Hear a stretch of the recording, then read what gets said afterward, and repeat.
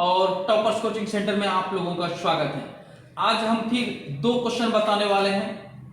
पहला प्राप्ति एवं भुगतान खाता तथा आय व्यय खाते में अंतर, और इसके बाद हम बताएंगे आप लोगों को प्राप्ति एवं भुगतान खाते तथा रोकड़ खाते में अंतर। ठीक है, तो दोनों क्वेश्चन आपके बोर्ड एग्जाम के लिए बहुत ही इंपॉर्टेंट है।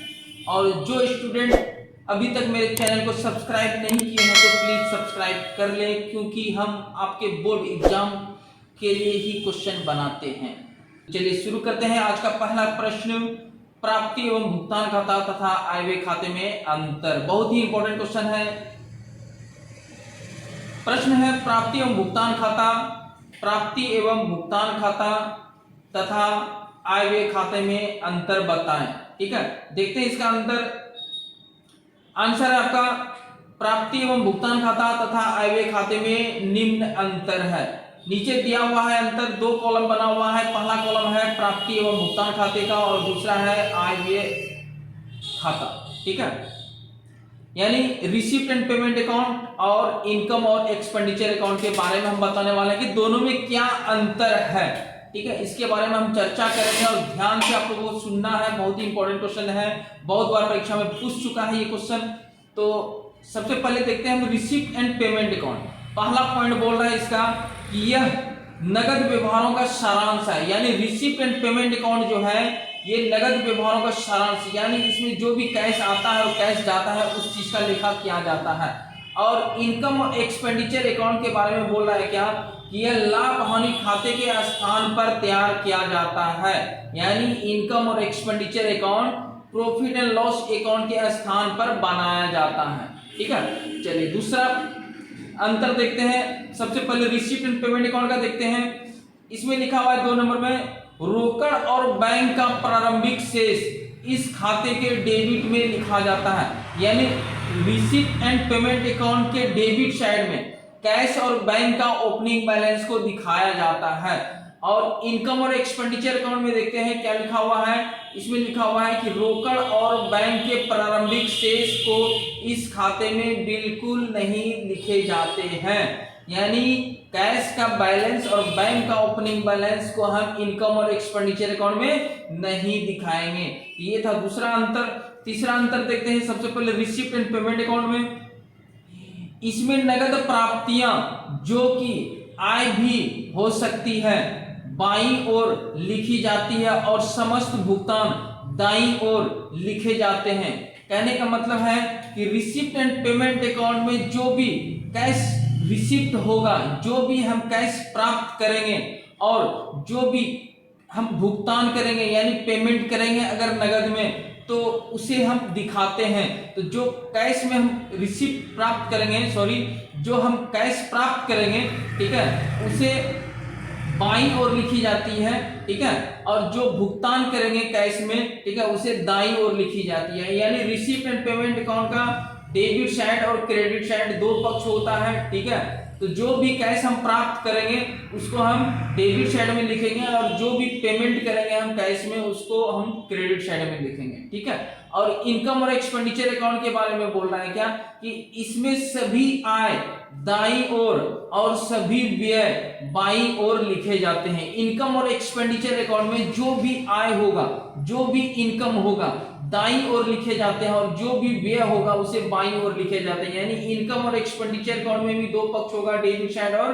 Credit side. तो जो भी इनकम होगा उसे क्रेडिट साइड में लिखेंगे और जो भी व्यय यानी एक्सपेंसेस होगा उसको डेबिट साइड में हम दिखाएंगे। ठीक है, चलिए चौथा पॉइंट का बात करते हैं हम रिसिप्ट एंड पेमेंट अकाउंट में। तो इसमें चालू वर्ष में किए गए समस्त भुगतान लिखे जाते हैं, चाहे वे पिछले वर्ष से या आगामी वर्ष से संबंधित हो। कहने का मतलब यह है कि रिसिप्ट एंड पेमेंट अकाउंट में जो भी हम भुगतान करते हैं या जो भी हम कैश प्राप्त करते हैं वह चाहे पिछला साल का हो या चालू वर्ष का हो या अगले साल का हो, सभी को हम दिखाते हैं रिसिप्ट एंड पेमेंट अकाउंट में। लेकिन इनकम और एक्सपेंडिचर अकाउंट में लिखा हुआ है इसमें समस्त व्यय जो उस वर्ष से संबंधित है लिखे जाते हैं, चाहे उनका भुगतान कर दिया गया है या नहीं। कहने का मतलब ये है कि इनकम और एक्सपेंडिचर अकाउंट में जो भी खर्चा है, ठीक है, वो सिर्फ करंट ईयर का होना चाहिए और उसे हम इनकम और एक्सपेंडिचर अकाउंट में दिखाएंगे। चाहे उनका पेमेंट हुआ हो या नहीं हुआ हो, उससे कुछ भी लेना देना नहीं है, लेकिन खर्च होना चाहिए। अगर करंट ईयर का खर्च है तो हम इनकम और एक्सपेंडिचर अकाउंट में दिखाएंगे। चलिए अगले पेज पे चलते हैं। तो सबसे पहले 5वां नंबर में देखते हैं, ये था आपका रिसिप्ट एंड पेमेंट अकाउंट, ठीक है, और ये हो गया आपका इनकम एंड एक्सपेंडिचर अकाउंट, ठीक है। तो दोनों के बारे में देखते हैं। लिखा हुआ है क्या, रिसिप्ट एंड पेमेंट अकाउंट में, रिसिप्ट एंड पेमेंट अकाउंट में इसमें चालू वर्ष में प्राप्त सभी नगद आय लिखी जाती है, चाहे वह पिछले वर्ष से या आगामी वर्ष से संबंधित क्यों ना हो। यानी रिसिप्ट एंड पेमेंट अकाउंट में जो भी हम नगद में प्राप्त करेंगे उसे दिखाएंगे, चाहे वह पिछले साल का हो या चालू वर्ष का हो या अगले साल का हो। अगर कैश हम प्राप्त करेंगे तो उसे रिसिप्ट एंड पेमेंट अकाउंट में दिखाएंगे। जिस तरह से कैश में अगर हम किसी को पेमेंट करते हैं, ठीक है, तो पिछला वर्ष का हो, चालू वर्ष का हो या अगले साल का हो, अगर हम पेमेंट कर देते हैं तो उसको रिसिप्ट एंड पेमेंट अकाउंट में दिखाते हैं। इसके पहले जो हम 4 नंबर का पॉइंट बताए उसमें लिखा हुआ था, और इसमें बोला क्या कि जो भी हम प्राप्त करेंगे नगद में, चाहे वह पिछला साल का हो या आगामी वर्ष का हो, उसे हम दिखाएंगे। लेकिन इनकम और एक्सपेंडिचर अकाउंट में क्या लिखा हुआ है ये देखते हैं। इसमें चालू वर्ष से संबंधित सभी आय दिखाई जाती है। यानी इनकम और एक्सपेंडिचर अकाउंट में चालू वर्ष से संबंधित जो करंट ईयर चल रहा है, ठीक है, उससे रिलेटेड ही हम आइटम को दिखा सकते हैं, चाहे वे नगद में प्राप्त हुई है या नहीं हुई है, इससे कुछ भी लेना देना नहीं है। अगर हमारा इनकम है तो उसे दिखाएंगे, वो भी करंट ईयर का होना चाहिए, ना ही पिछले साल का होना चाहिए, ना ही अगले साल का होना चाहिए। अतः इसमें समायोजनाओं को भी सम्मिलित किया जाता है, ठीक है। यानी कहने का मतलब है कि अगर इस साल का इनकम 5,000 है और 5,000 इनकम और होने वाला है तो टोटल हम 10,000 इसमें दिखाएंगे। करंट ईयर का ही सिर्फ इनकम हम इसमें दिखाएंगे, ठीक है। चलिए अगला पॉइंट बात करते हैं रिसिप्ट एंड पेमेंट अकाउंट का। तो इसमें आयगत एवं पूंजीगत दोनों प्रकार की मदें दिखाई जाती है। यानी रिसिप्ट एंड पेमेंट अकाउंट में चाहे रेवेन्यू हो यानी आयगत, चाहे कैपिटल हो यानी पूंजीगत, ठीक है, दोनों तरह के आइटम को हम इसमें दिखाते हैं।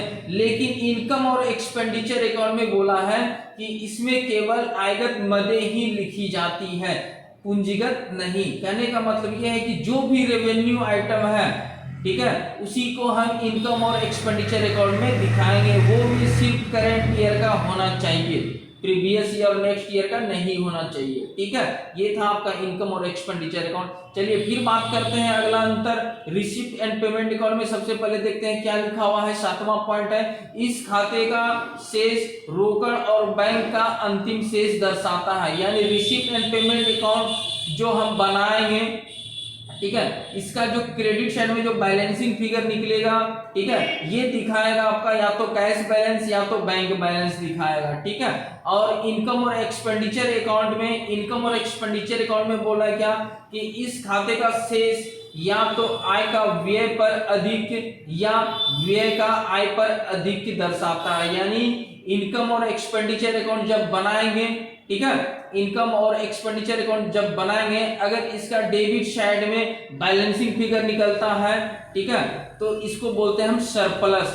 क्या बोलते हैं? सरप्लस, ठीक है। अगर क्रेडिट साइड में बैलेंसिंग फिगर निकलता है तो इसको बोलते हैं डेफिसिट, ठीक है। तो इसको याद रखना है। यानी आय का व्यय पर अधिक और व्यय का आय पर अधिक दर्शाता है कौन? इनकम और एक्सपेंडिचर अकाउंट। ये आपके एग्जाम के लिए बहुत ही इंपॉर्टेंट क्वेश्चन था। इसको बार बार वीडियो को देखें और अपने कॉपी में लिखने का भी प्रयास करें, लिखते लिखते भी याद हो जाता है। पहले वीडियो देखें, उसके बाद फिर अपने मन से 5-6 पॉइंट, 7 पॉइंट है टोटल, ठीक है, 7 पॉइंट को अच्छा से आप देख लें, ठीक है, जो आपके एग्जाम के लिए बहुत ही इंपॉर्टेंट क्वेश्चन है। तो चलिए ये था आपका क्वेश्चन प्राप्ति एवं भुगतान का ये था आपका क्वेश्चन प्राप्ति एवं भुगतान खाता तथा आय व्यय खाते में अंतर। चलिए अब देखते हैं इसके बाद अगला प्रश्न है आपका अगला प्रश्न है आपका 7 नंबर का है, सॉरी क्वेश्चन नंबर 7 है, प्राप्ति एवं भुगतान खाता तथा रोकड़ खाते में अंतर, यानी receipt and payment account, receipt and payment account और कैश अकाउंट में अंतर, ये दोनों में देखते हैं क्या अंतर होता है। तो सबसे पहले हम पहला पॉइंट का बात करेंगे और रिसीप्ट एंड पेमेंट अकाउंट के बारे में बात करेंगे। तो ये लिखा हुआ है, इस खाते में मदे तिथि के क्रम में नहीं लिखी जाती है। कहने का मतलब यह है कि रिसीप्ट एंड पेमेंट अकाउंट जो बनाएंगे इसमें डेट वाइज नहीं लिखा जाता, क्योंकि ये साल में एक बार बनाया जाता है, ठीक है। और कैश अकाउंट के बारे में बात करते हैं हम, इस खाते में मदे तिथि के अनुसार लिखी जाती है। तो ये दो फर्क है दोनों में, ठीक है। तो एक रिसीप्ट एंड पेमेंट अकाउंट में तिथि डेट जो है हम नहीं लिखते हैं, और इसमें जो है कैश अकाउंट में हम डेट वाइज लिखते हैं, ठीक है। अच्छा, फिर बात करते हैं अगला पॉइंट लिखा हुआ है receipt and payment account side में कि यह खाता लाभ न कमाने के उद्देश्य से स्थापित संस्थाओं द्वारा बनाया जाता है, ठीक है।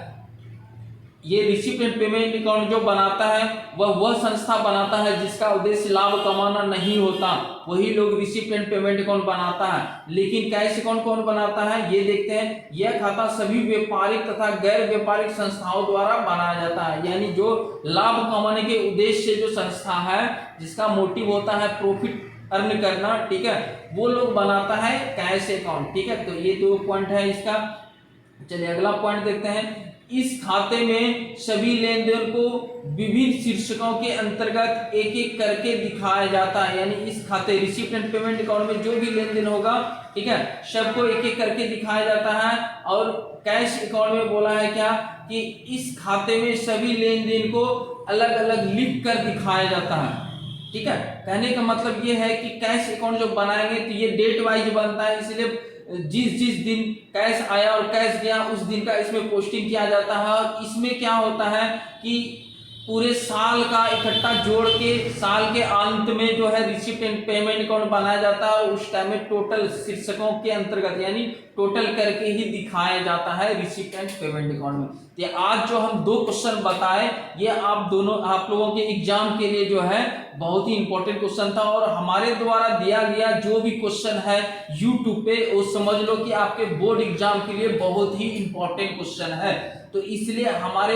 वीडियो पर हमेशा बने रहेंगे, और जब तक आपका परीक्षा कंप्लीट नहीं होता है तब तक आप लोग हमारे वीडियो को देखते रहें, क्योंकि हम आप लोगों के लिए ही वीडियो बनाते हैं और एग्जाम से रिलेटेड ही क्वेश्चन डालते रहेंगे। तो चलिए आज इतना ही, फिर मिलते हैं अगले वीडियो में, तब तक के लिए धन्यवाद।